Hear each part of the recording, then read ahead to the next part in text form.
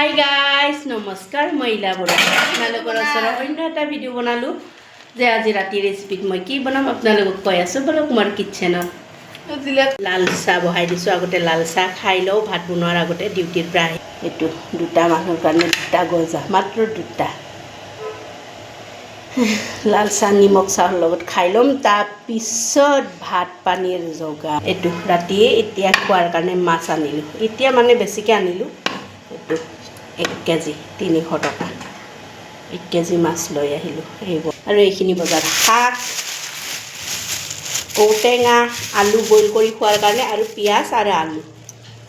কি বনোৱা যায় চাই থাককচোন কি বনাম দেখাই যাম বাৰু চাটনি বনোৱাৰ কাৰণে পুৰিছোঁ এটা কৰ্দৈ টেঙা লগত মাছ আৰু কেঁচা জলকীয়া মাছো ধুনীয়াকৈ পুৰি ল'ম কৰ্দৈখিনিও ধুনীয়াকৈ পুৰি লৈ কেনে ধনিয়া দি কেনে পিটিকা কৰিম ইফালে বিলাহী আলু বনোৱাৰ কাৰণে মাছ ফ্ৰাই কৰি আছোঁ আৰু এটা কথা যোনটো মেকুৰীক ইমান মৰম কৰি কেনে মাছ চাছ ফ্ৰাই কৰি দিওঁ আজি সেই মেকুৰীজনী ধুই থোৱা মাছ পটককৈ মুখত লৈ কেনে গুচি গ'ল চাচোন বাৰু মেকুৰী সেইটো কাৰণে বিশ্বাসে কৰিব নোৱাৰে মেকুৰী চেকুৰী ফাইনেলি দুপৰীয়া কৰ্দৈ আৰু জলকীয়াখিনি হৈ গ'ল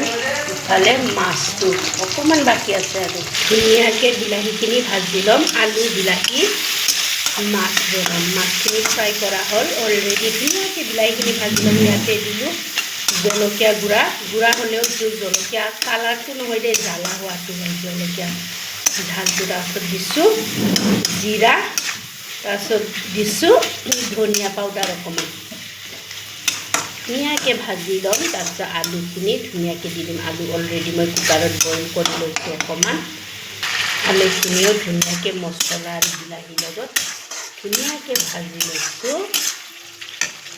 এতিয়া দিছোঁ ফ্ৰাই কৰা মাছখিনি 4 পিচ দিছোঁ আৰু 3 পিচ ফ্ৰাই কৰি ৰাখিছোঁ ফ্ৰাই ভাজি খাম ধুনীয়াকৈ মছলাখিনি ধুনীয়াকৈ কিবা হ'ব কাৰণে দি লওঁ দালি মাছ বিলাহী আলু হৈ গ'ল আলু আপোনালোকে দেখাই পাইছে আজি কি বনালোঁ বিলাহী আলু মাছ লগত মাছ ফ্ৰাই তাৰপিছত কৰ্দৈ টেঙা পুৰি মাছৰ লগত পিটিকা কৰিছোঁ মাছো পুৰিছোঁ লগত আপোনালোকে অলৰেডি দেখা পাইছে কেঁচা জলকীয়া পুৰিছোঁ লগত কেঁচা ধনিয়া সেনেকুৱা পিঁয়াজ দি কেনে ধুনীয়াকৈ পিটিকা কৰিম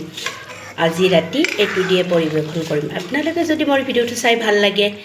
আৰু ইণ্টাৰেষ্টিং হয় লাইক কৰিব কমেণ্ট কৰিব শ্বেয়াৰ কৰিব বাই বাই লগতে গুড নাইট